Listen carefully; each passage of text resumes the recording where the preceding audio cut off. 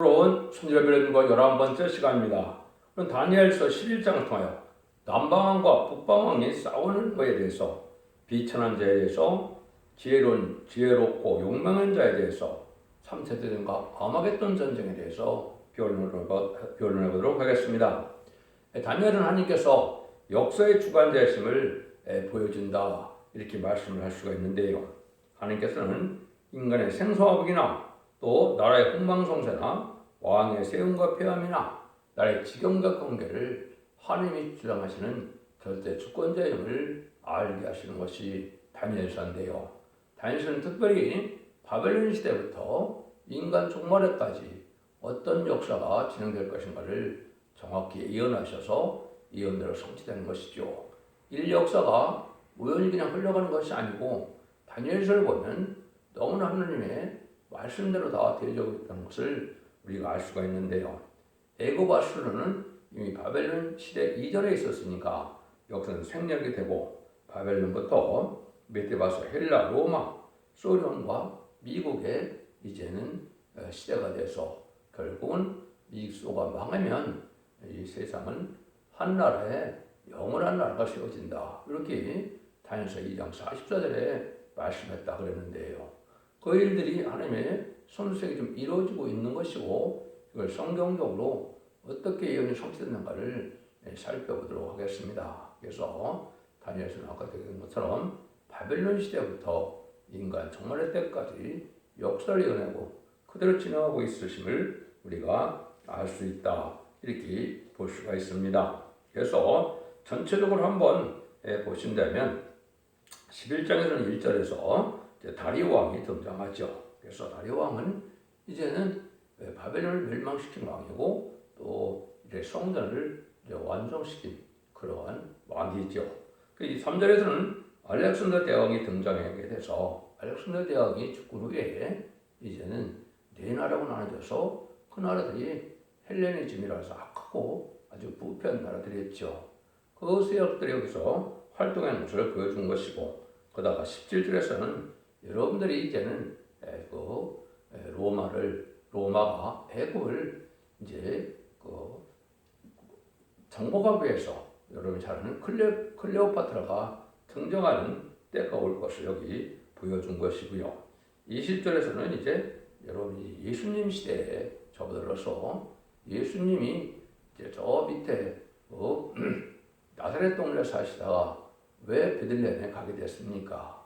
그는 어거스트 시절에 가이사이죠. 가이사의 조세령으로 이제는 베들레헴까지 올라가는 일이 있었죠. 그 일들이 이제 20절에 말씀한 겁니다. 이게 참 놀랍죠. 예수님이 베들레헴에서 탄생해야 된다고 미가서 5장 2절에 예언이 되어 있기 때문에 그 성취를 하기 위해서 이게 이제 어거스트 시저가 가이사가 조세령을 발표하는 것을 우리가 알 수가 있는데요.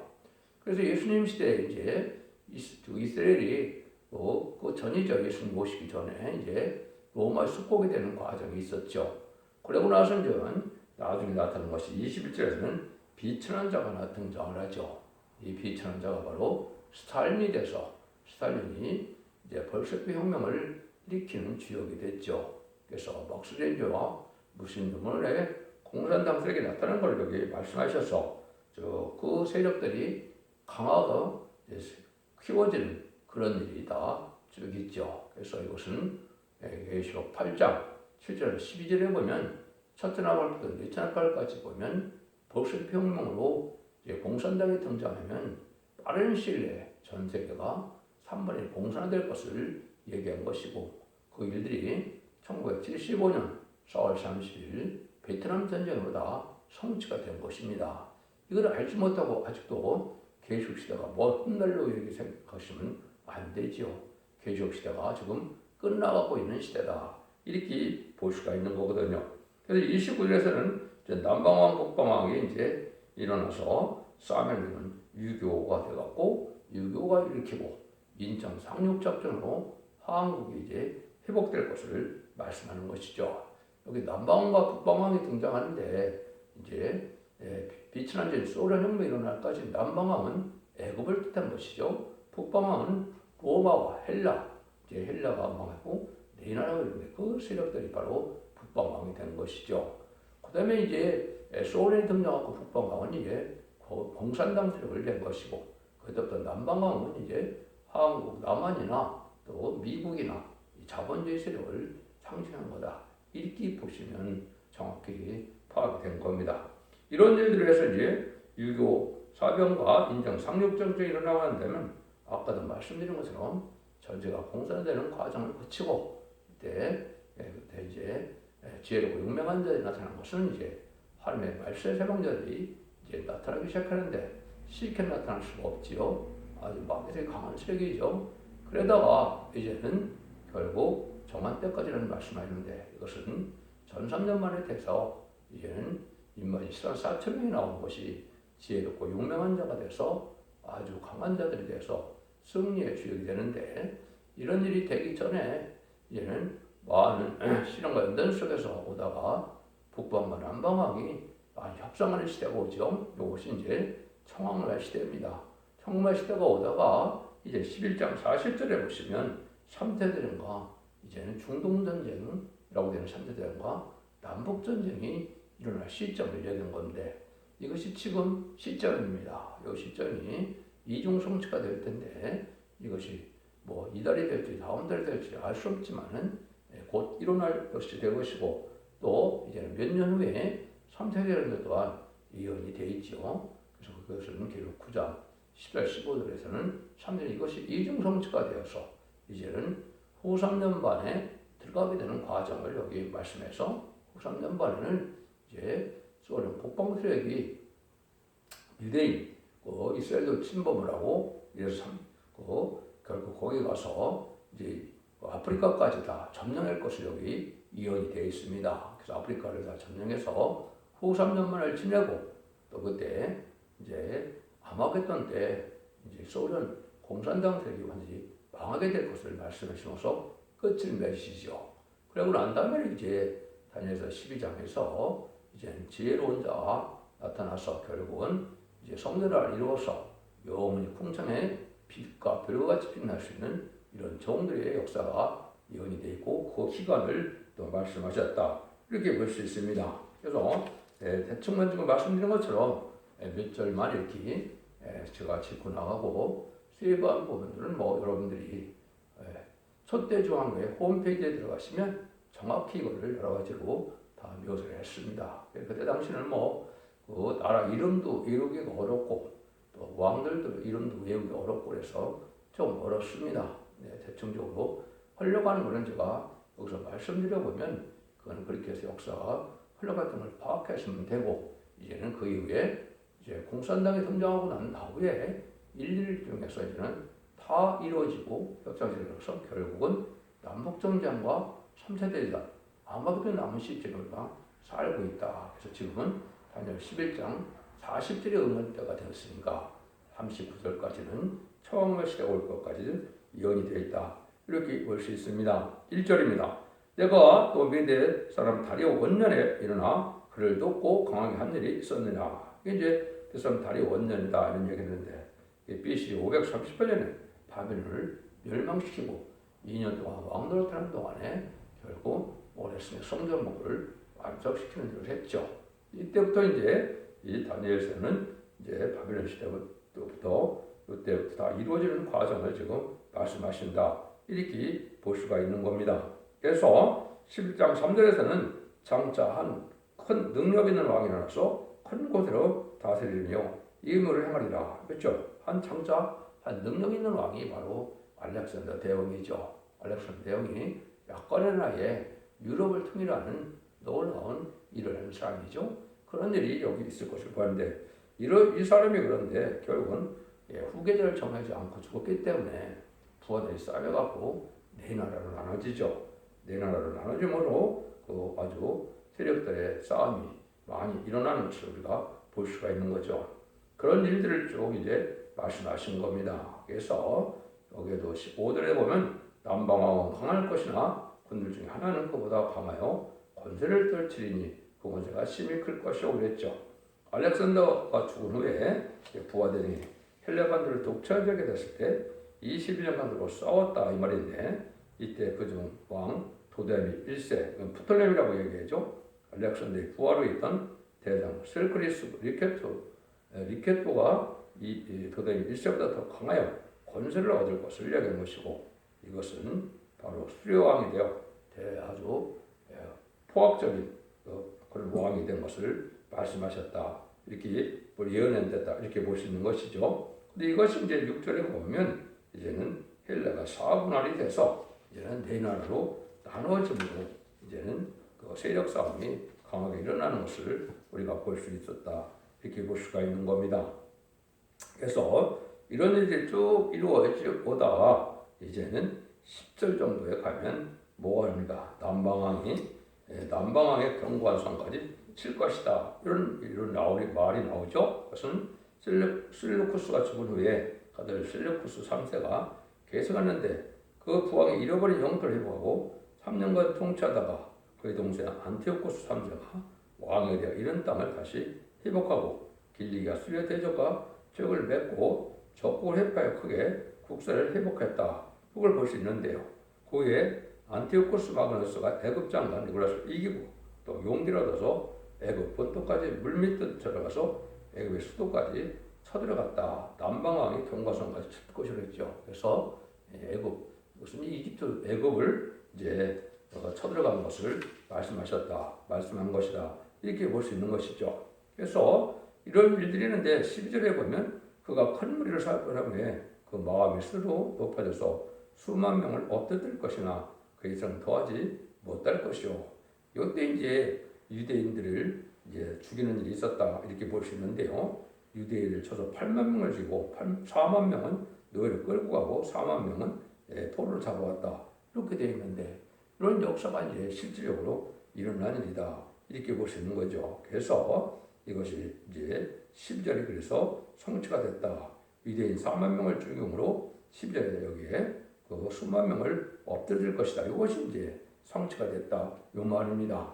이런 일도 이제 쭉 진행되고 오다가 애국과 이제 끊임없는 이제 그 싸움이 일어나지요. 그래서 그런 일이 일어나다가 결국은 어떻게 되느냐?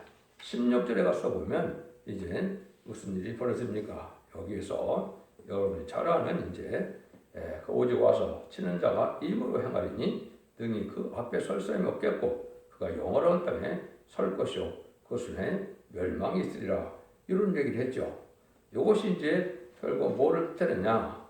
북왕 안티오코스는 블레셋을 애굽에서 빼앗고 애굽을 뒀던 스코라스 군대를 대파시켰으나 로마의 강성한 세력을 정복하거나 대항하기는 용이한 일이 아니었다. 이때 등장한 우리 로마의 대장 폼페이가 등장하죠. 폼페이가 수리를 쳐서 이기고 이물에 행하여서 또한 영원한 땅을 정복했다. 이 말이 나오죠.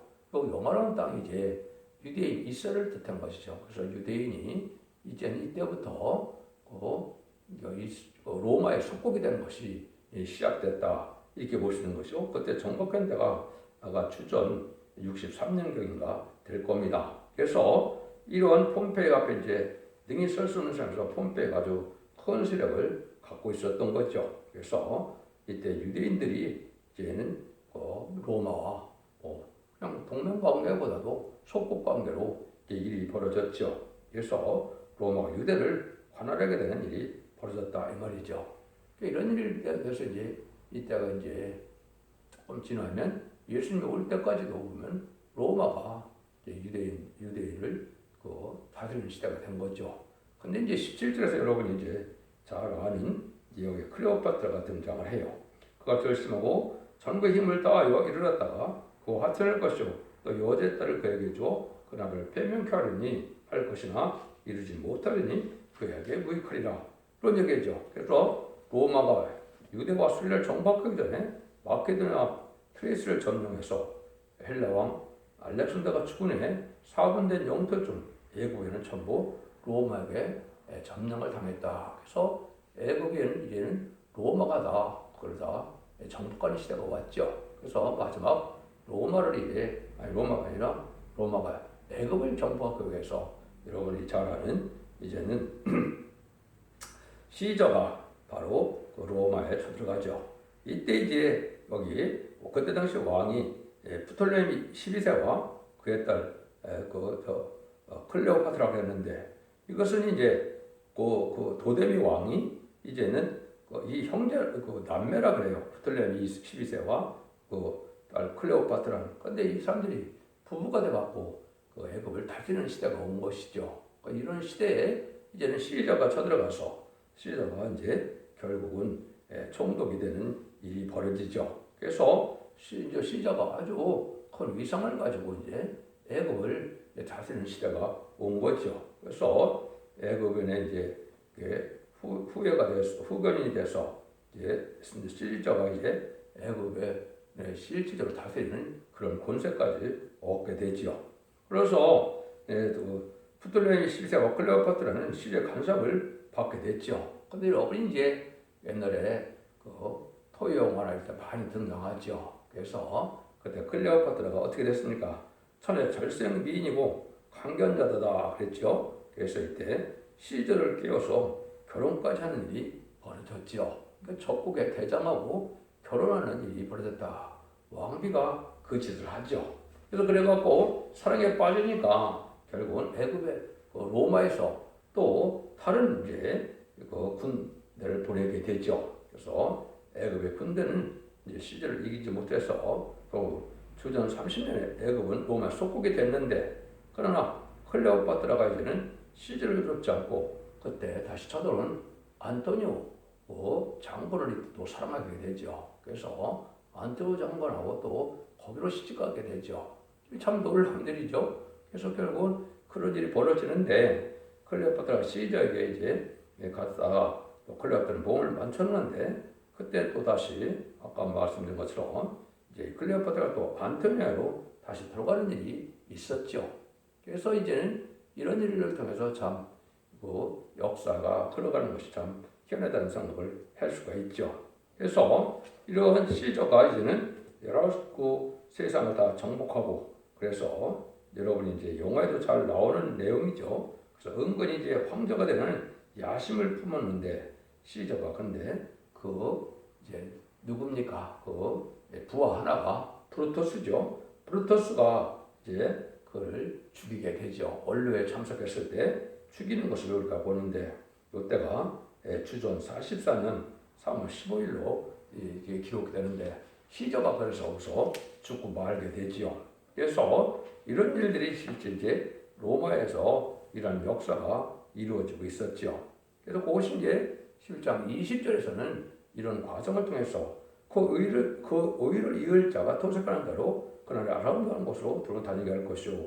그는 분노함이나 싸움이 없이 몇 날이 못되어 망할 것이요. 이거는 이제 줄리우스 시저가 죽고 난 다음에 어거스트 시저가 계승하게 되죠. 그래서 아우구스트라고 그러는데 줄리우스 시저의 생길이 다 좋거다 이 말이죠. 그 양자가 돼서 그 양부의 원수를 갖기 위해서 안토니오와 에피토스와 자기가 3대 정치를 구성해서 공들을 평정하여 공을 세우는 거로 이제는 뭐가 됐어요? 어거스트 시저라는 존칭을 받게 됐다. 그래서 시저는 신성장녀라는 것이 돼서 나중에는 이 시저가 아주 황제를 상징하는 일이 됐죠. 그런데 이것이 이제 이 사람이 뭘 합니까? 여기에 이제 큰 의미가 있는 일이 벌어지죠. 그래서 어거스트 시저가 아까도 말씀드린 건 조세령을 내려서 조세령이 내린 것이 여기에 영화로운 땅에 두고 행한다는 말이 이제 응한 거다 이 말이죠. 그래서 이 조세령이 왜 내렸느냐? 아까도 말씀드린 것처럼 예수님이 미가서 5장 이제 보면 베들레헴에 탄생하게 되어 있는데 예수님이 마리아와 애굽 요셉이 어디 살았습니까? 저 밑에 이제는 나사렛 동네에 살았죠.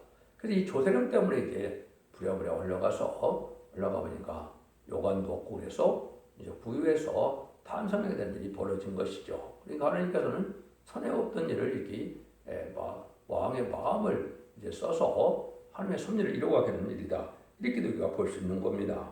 그래서 이 조세령이 이제 이르고 난 다음에 이제 이때 당시가 바로 이제 로마가 나중에는 이제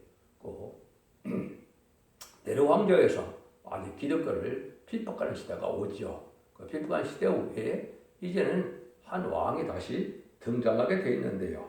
그 등장한 것이 바로 이제는 21절에 보면 한 비트라는 사람이라고 그랬죠. 이게 스탈린이거든요. 이 스탈린이 원망불평에다 마이가 들어가고 스탈린이 그 당시에는 그리스 정교의 신학생이었다 그래요. 근데 이게 원망에다 마이가 들어가서 막스린제와 합해서 결국은 뭐가 됐습니까? 공산혁명은 볼셰비키 혁명을 해서 공산당이 등장하게 됐죠.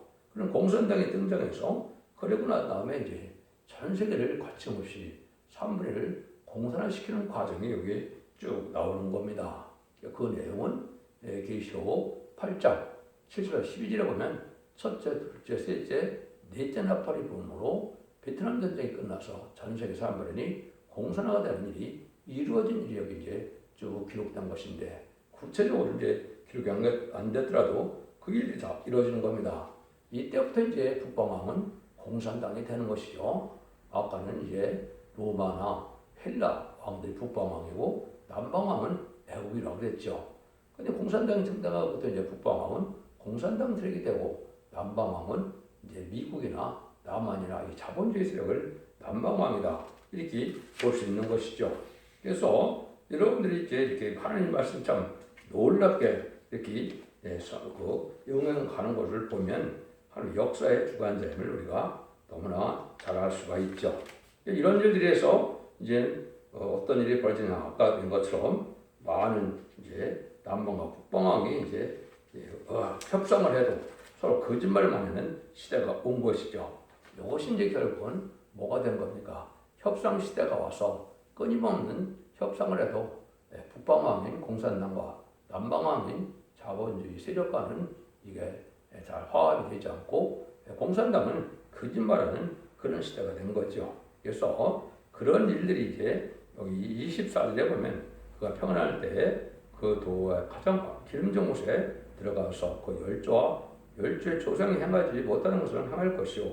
그는 노력하며 탈취한 재물을 무리에게 흩어지며 뭐라고 베풀며 얼마 동안 산성을 칠 것인데 때가 이르기까지 그러리라 그랬죠. 그래서 악한 정치가 북방이 잘되고서 역사를 해야 되는데 이때 6.25 전쟁으로 북한이 공산화되고 1975년 4월 30일 날 베트남 전쟁이 끝나므로 전 세계 3분의 1이 공산화되는 일이 이제 완성이 되는데 이것이 다 작정된 기한이 있다 이렇게 말씀을 하는 겁니다. 그래서 이런 식으로 해서 이제 많은 세력들이 지금 하는데 끊임없는 협상 시대가 와서 이것은 1972년 2월에 보면 이제 미국 대통령 닉슨과 이제 중공 목대통령이 핑퐁회의를 하기 시작하죠.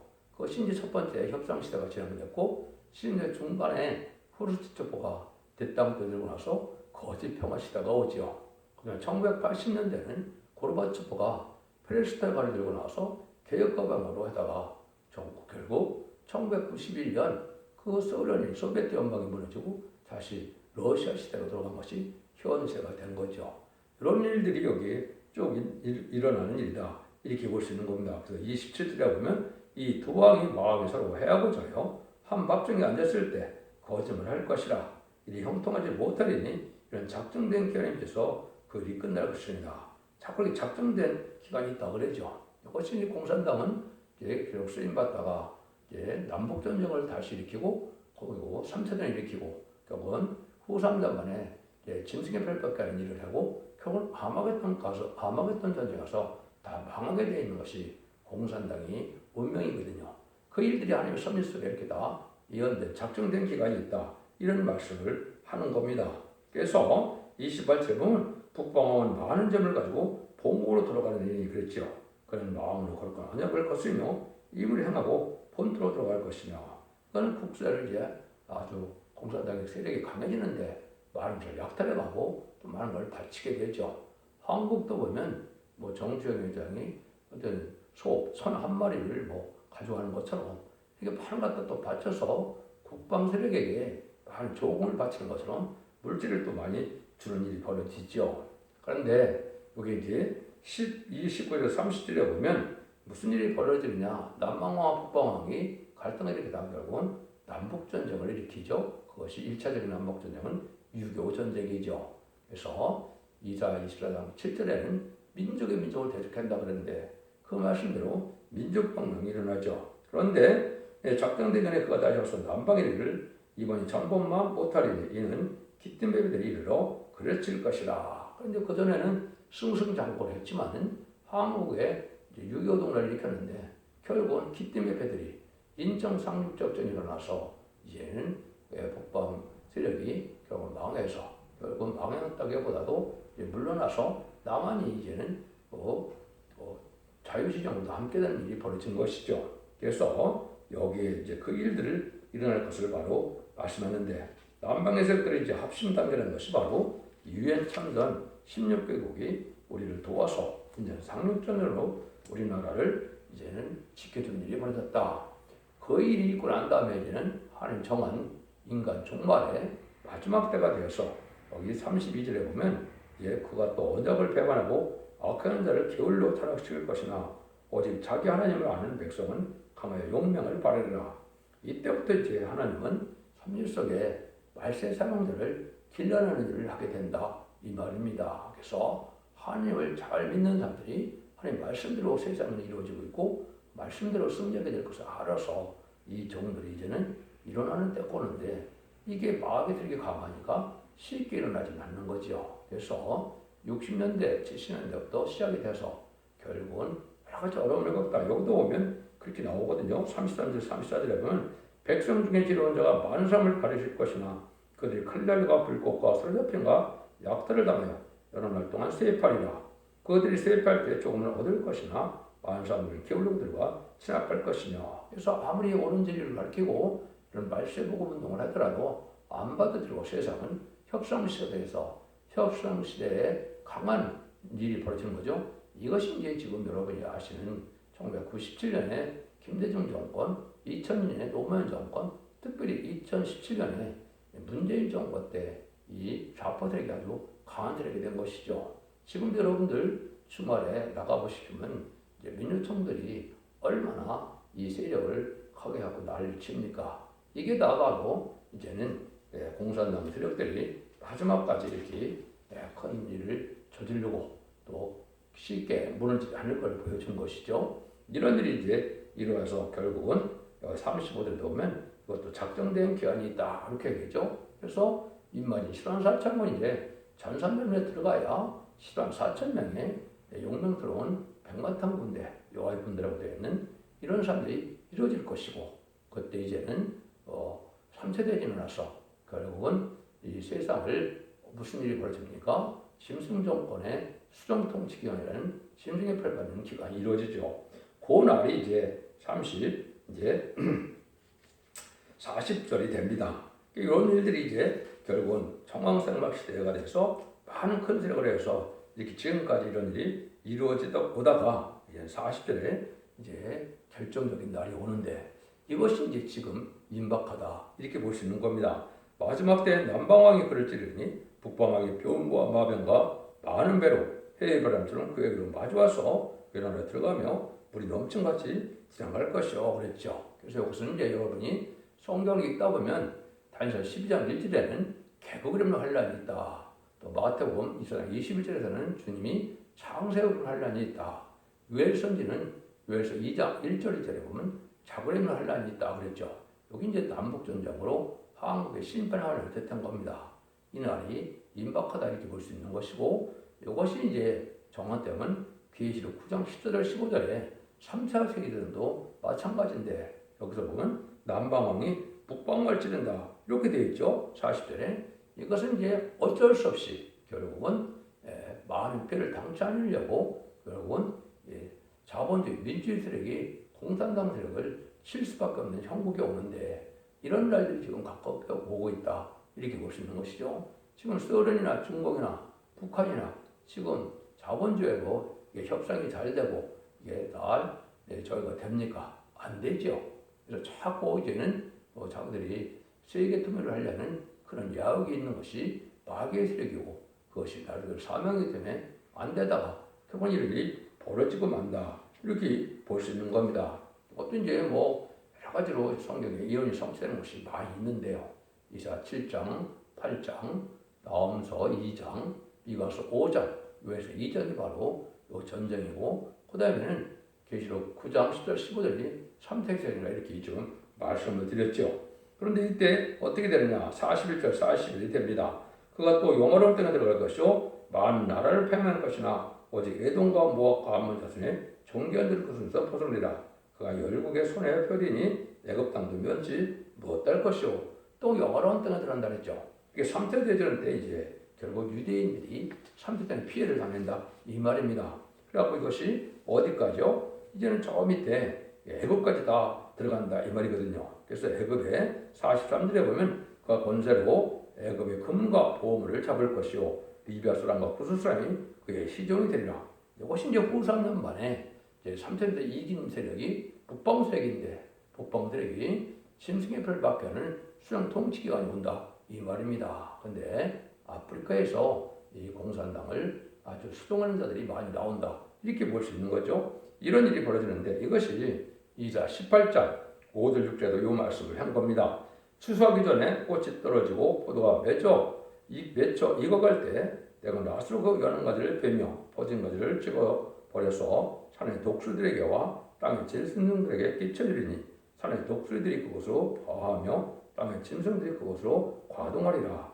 이런 말 같은 게 공산당들에게 짐승 같은 세력들이 결국은 후 3년 만에 아프리카의 자원을 가지고 이제는 후 3년 만에 번세를 누리는 시대가 온다. 그렇기 때문에 하나님이 간섭을 안 하기 때문에 완전히 마귀의 세력이 이제 득세해서 한국의 일제 36년이나 지금 북한 땅처럼 그런 날이 되는 것이 후 3년 만이다. 이렇게 보시면 정말 됩니다. 근데 정한 때가 또 있다는 거죠. 44절, 45절입니다. 그러나 동북에서부터 수험은 이르러 그로 번민케 하므로 그가 분노하여 나가서 많은 무리를 다 도륙하여 진멸하고 될 것이요 그가 장막궁전을 바다와 영화롭고 거룩한 산에 베풀 것이나 그의 끝이 이르니 도와줄 자가 없으리라. 그걸 망하게 되는데 동북에서 소문이다 이런 거죠. 동북에서 소문은 이제 한국이 점산점에 들어가면 인만 23, 4천을 일으키고 많은 증인권세 받은 종들이 일어나서 이제 큰 세력을 하기 때문에 세상에 소문이 많이 나죠. 그런데 후 3년반이 끝나고 나면 휴거됐던 사람들이 지상 방문하는데 예수님과 지상 방문해서 이제는 아마겟돈 전쟁을 하게 될 것을 보여준 겁니다. 그래서 그때 여기에 아주 번민한다 그랬죠. 좀 놀라운 일이 벌어지고 번민했는데 결국 장막궁전에 들어가는데 장막궁전에 이제 지하로 가서 마지막 아마겟돈 때 핵무기를 터뜨리며 자기들만 살라고 이제 지하 도시로 들어가는데 결국은 망하게 돼서 결국은 도와줄 자가 없다 이렇게 되어 있죠. 그래서 결국은 아마겟돈 때 천멸을 당하고 만다 이 말입니다. 그래서 이런 일들이 끊어지고 나면 이제 하나님은 이 땅을 재창조해서 이den턴을 회복시켜서 결국은 천년왕국이 되어서 계시록 20장 4절에 그리스도로 천년 동안 왕노릇하는 시대가 온다. 이걸 말씀한 거거든요. 그래서 주님의 재림과 심판을 위해 이제는 이den 회복될 것을 말씀하신 것이다. 요거까지 아마겟돈 전쟁까지 지금 말씀을 한 거죠. 그래서 12장에 가서 이제는 영원한 나라가 이루어져서 궁정의 빛과 별과 같이 영원히 빛나는 종들이 나온 것이 바로 용맹스러운 자고 그다음에 이만이 실한 4,000명에 대해서 백마탄 군대가 아마겟돈에서 주님과 더불어 최종 승리하는 자들이 되게 돼 있다. 이렇게 볼 수 있는 겁니다. 참으로 최초 말씀드렸지만 얼마나 놀랍게 이 성경으로 역사가 진행되고 있고 그 막바지에 다루는 때가 지금 있다. 그래서 마지막 한 일의 정도만 남겨놓은 때에 있다. 이렇게 보시면 정확히 깨닫게 된 겁니다. 지를 잘 분별해서 이제는 영원권 시대가 아니고 이렇게 지뢰패 순정으로 영혼까지 구원받아서 자손 만대 척을 누리는 복된 날이 또 가까운 것이고 또 용서 없이 그늘 없이 심판하려니 오는 때가 또 남아있는 때다. 이렇게 좀 잘 생각하셔야 다니엘서를 바로 깨닫게 된 것이고 그 1절에 대해서는 이제 1절에 이렇게 12장에서 다니엘서 12장에서 좀 말씀하시죠. 지난번에는 다니엘서 8장에서는 이제 2300절을 제가 설명을 드렸고 다니엘서 9장에는 70일의 비밀을 말씀드리는데 그거 할 것이 다 차서 70일의 비밀에 마지막 한 일회가 성취될 입장이 그런 때가 온 것이고 그것이 전선자문이 임박할 날이다 이 말이거든요. 후 3년부터 천국이 이루어질까지가 2300주하고 예언됐기 때문에 이제 아마겟돈 후에 재청조 기간이 있음을 또 알려주신 거다. 이렇게 말씀드렸습니다. 질 잘 분들고 순종함으로 이 시대에 사랑과 방주, 은혜의 방주 촛대기에 타셔서 여러분들이 자손 무한대 축복을 이루는 복된 종들과 성도님들 다 되시기를 예수님으로 간절히 축원드립니다. 아멘.